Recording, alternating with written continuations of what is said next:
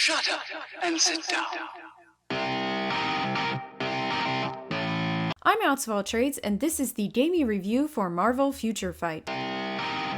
Marvel Future Fight is a free-to-play mobile game with freemium purchasing mechanics. It involves hero-villain collection and ranking through biometrics or X genes, and with 6 other methods to make heroes and villains stronger individually, and 1 method of making them stronger overall. It is top-down action-based with skills for causing damage, with each fight composed of a team of 3 heroes and/or villains. Some modes of play require the use of energy, which is earned at a rate of 1 every 5 minutes.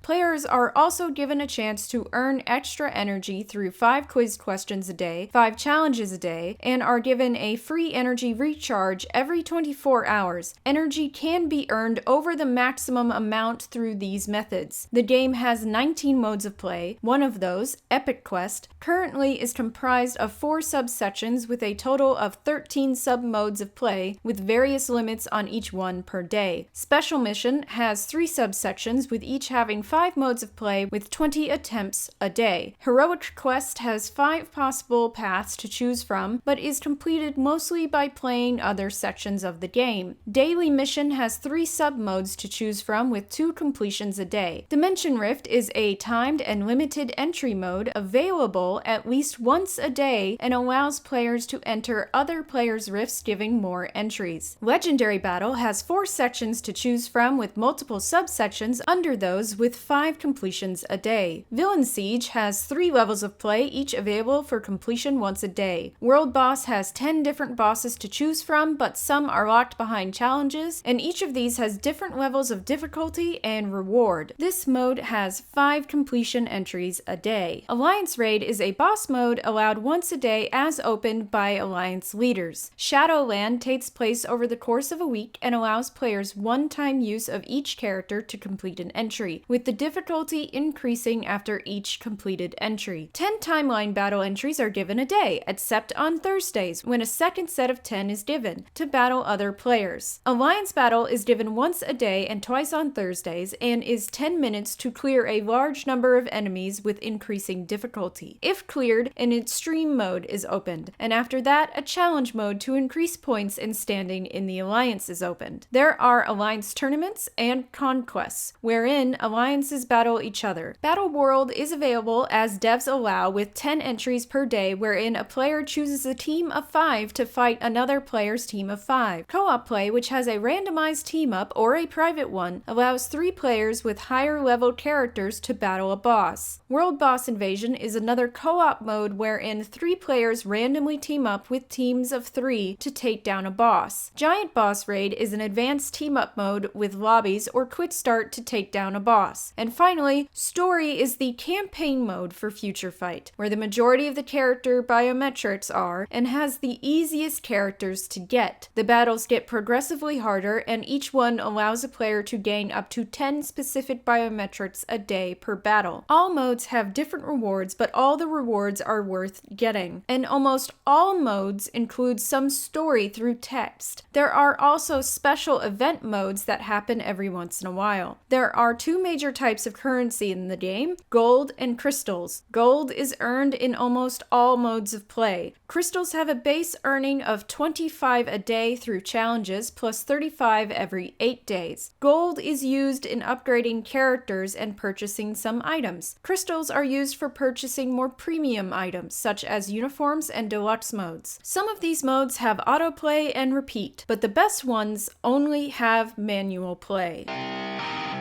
I've been playing this game for more than a year and tracked progress for 6 months on unlocking and ranking up characters, and you can see in the chart the rate at which this happened. This chart shows the rate at which the player leveled up in the same time period. The max level is 60 with a max of 120 energy. This chart shows the expected rate of crystal acquirement to 6,600, which is the amount needed to unlock a deluxe mode of play in an epic quest, versus the actual amount of time it took to reach that number of crystals. As you can see, I reached it faster than predicted. This is because crystals can be earned as rewards from other modes of play, and because the devs sometimes give them to players for free for special occasions. It is possible to spend money to advance progression, but since very few of the modes are actually competitive in nature, I didn't see much use in spending the money to do so. I'm more than a year in, and I'm finally hitting a character progression slowdown. I won't even say it is a wall. I also believe that the progression is half the fun of this game, so don't bother spending your money to advance characters. I'm frequently at the top of charts without having spent money on progression. It maybe took longer, but I'm a patient person and enjoyed the journey. This game isn't very squeezy when it comes to how it deals with players, not comparatively anyway. And on the subject of money,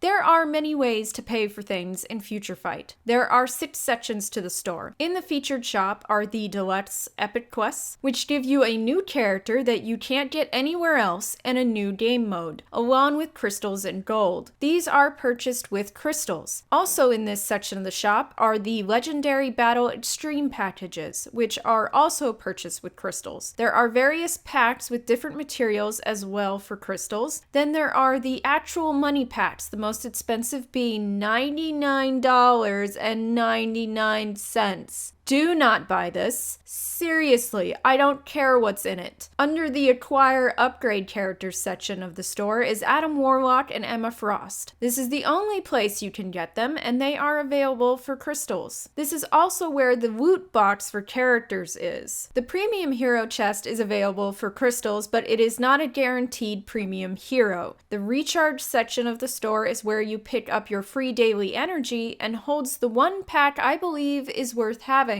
Get 20 biometrics daily for 30 days. It is $9.99, and if you're smart about it, you can get a lot of premium heroes during that time. The exclusive characters that you can't get anywhere else than in this pack are Enchantress, Carnage, Hyperion, Spider-Man 2099, Quasar, Luna Snow, Killmonger, Nadia Van Dyne, Ghost Panther, Sentinel, and Crescent.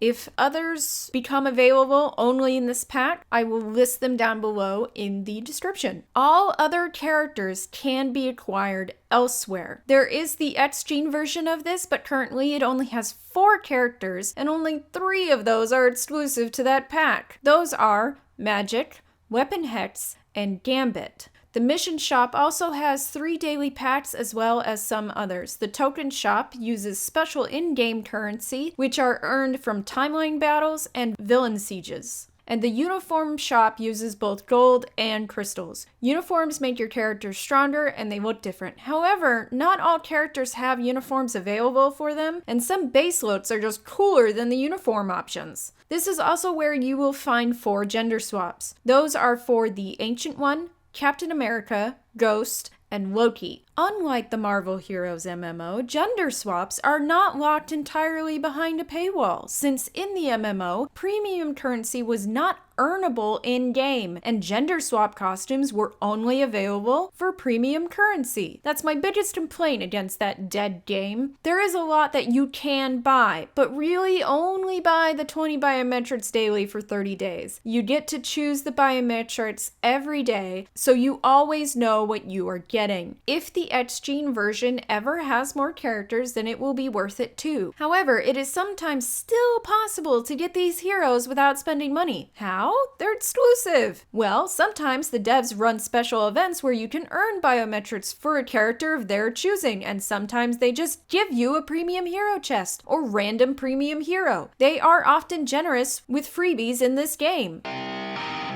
The most common problem with this game is network failure. It usually boots the player to the home screen or kicks them out of an attempt to complete a battle of some kind. However, every once in a while a different issue occurs. The Angel Dimension Rift used to get characters stuck in their run, or some of the special missions do that with specific characters. Probably the worst bug I ever saw was when I did a world boss invasion, won, but it never went to the victory screen. The boss was gone because because we'd killed him, but nothing happened after we did. So the timer ran out and we got mission failure, even though we had 100% completion and I was actually the leader. It was very annoying. Other issues are spelling and grammar errors in the story dialogue, really silly ones that I wonder if they are ever going to fix. They probably don't even know they're there. One gameplay issue is inventory management. It is a huge chunk of the time spent in this game. All players have 600 slots and some things stack and some things don't. Custom gear, ISO 8s, and cards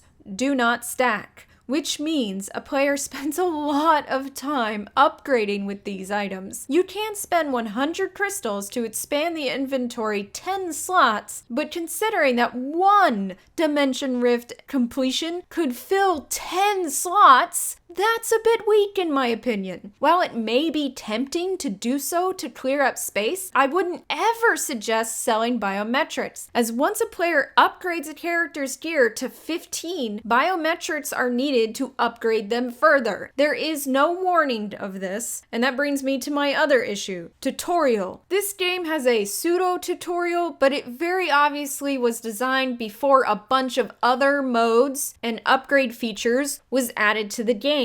New modes and higher level character management are not explained in it. Players typically have to find game guides to really know these things. Autoplay can be somewhat annoying in that it doesn't just give rewards like some other games do. Instead, the computer plays the battle for you in real time, so your device is tied up with doing battles. While it is nice that autoplay doesn't have to be turned on every time you go to start a battle, it would be better if it just collected rewards or gave you a fail state. Now, some people argue that games shouldn't have autocollect, autoplay, or repeat at all, but these freemium mobile device games are games for the busy person, the kind of person who doesn't have 6 hours a day just to play a video game. So these features are helpful if, like me, you work 45 hours a week and have 3 or 4 side projects on top of that, as well as the urge to eat and sleep like a healthy person. On a scale of 1 to 10 on how helpful Future Fight's autoplay features are to the busy person, I'd say that Future Fight lands in the middle at a 5. Helpful, but could be more helpful. When it comes to actually playing the game, what is both good and bad is the fact that skills don't queue. You can interrupt a skill, which is good if that skill is not helping you, but it isn't good if you don't know that character's skill animations. Some skills, the worst ones, seem uninterruptible by the player. They just go on forever unless the enemy does something to interrupt it. The only thing the player can do, it seems, is move the character to make them stop using the skill. Kinda dumb. Some characters are not fun to play as, either because the tempos of their skills are much slower than other characters, the characters are weak no matter how much a player pumps them up, or they just stand there to complete their skills.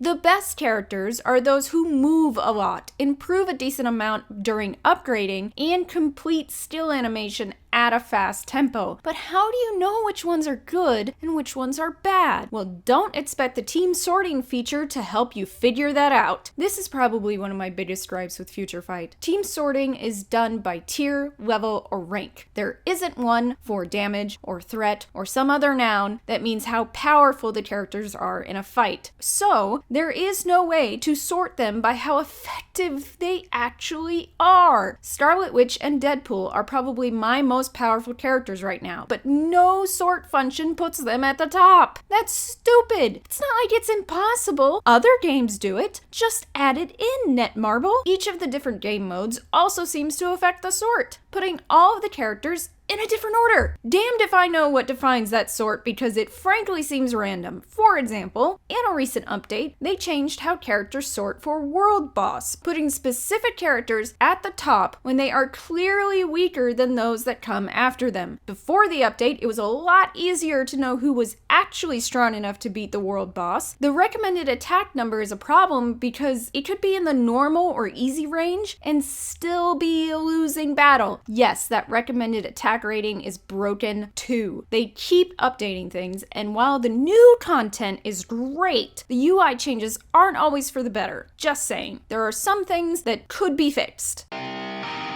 3 great things about this game are the freebies that are given quite regularly, the new gameplay that is added all the time, and the fact that there is so much try before you buy. Login calendars are generous, giving out biometrics, rank up and mega rank up tickets, characters, tier 2 tickets, and premium currency. Holiday and update premieres also include rewards for players. Secondly, the new game modes. I've seen them premiere 5 new game modes, and more game content on previous mode happens at a good pace, with much of it being just free. They even have added story chapters. When they were premiering the X-Force game mode, I was certain, absolutely certain, that Deadpool was going to be a 20 biometrics daily only character. Instead, the day the update arrives, they just give everyone Deadpool. It was great! Other games, which will currently remain nameless, would have locked Deadpool behind a heavy paywall. Not so with Netmarble. They said, "You like Deadpool? Yes! Well, here's Deadpool. Cool, thanks." They kind of hurt themselves when they did the next epic quest, First Family. "You like Mr. Fantastic? No. Well, here's Mr. Fantastic."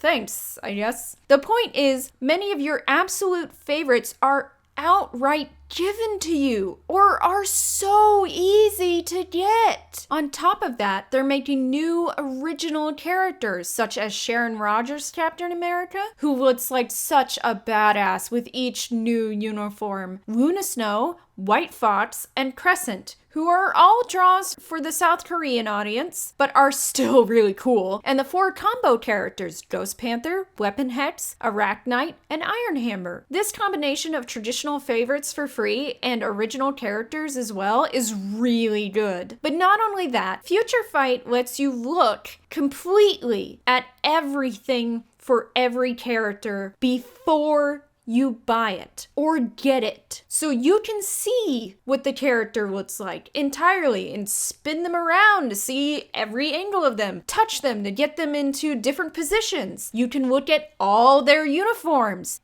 And there is a preview skill mode that lets you go into an area with AI baddies and check out all their skills. What other game would do this? It's so cool. It's actually really smart because instead of going, "Ooh, it's a mystery. Can you see this character?" They instead go, "Look at how cool this character is. Don't you want this character? Here's how you can get it." And yeah, you can pay for it, or with most of them, you can earn it. I don't like giving online games an actual rating because the games change too much, sometimes for the better, sometimes for the worse, sometimes in a mixed fashion, over time, for that rating to always apply, especially after the debacle of some AAA games waiting until after the reviews were out to up their microtransaction squeeze. Black Ops 4! I really think only a recommendation can be given for an online game, and ratings apply to single-player games or mostly single-player-like games. Otherwise, I don't trust online games enough to give them a rating. They are simply too fluid. Future Fight has given me a good amount of fun, and Netmarble obviously cares enough to value their 2 major markets equally and seems to understand how to work with them both, which is pretty impressive. Since I play this game every day and look forward to it every day, it may come as no surprise that I would recommend Future Fight. If you have a possible gambling problem, I would not suggest it because it does have some mild loot boxes that won't bother those without the inclination, but will definitely affect those with the condition. Overall, though, it is fun. It's great to unlock and rank up characters through hard work, and the freebies make you feel welcomed by the devs. It's also great for people like me, who like project management and analytics, because you can plan out upgrades methodically, so it meets the needs of the spreadsheet lover in a flashy way. It's definitely for for the Marvel fans out there, and I wouldn't suggest it for the more action-minded out there, since it is just still button pushing. Yes, I love this game. I will continue to play it, and I hope that the devs keep up the good work. This was Gamey Review, and if you enjoyed this video, please give it a like, share, subscribe, click that bell, visit my blog at empatheticwriter.wordpress.com, and follow me on Patreon for exclusive content and a shout out on a video. Merch, merch, merch, merch, merch, merch, merch, merch, merch, merch, merch. Yeah! Check out my new shop at cafepress.com/AlexofAllTrades for all kinds of products with my face on them.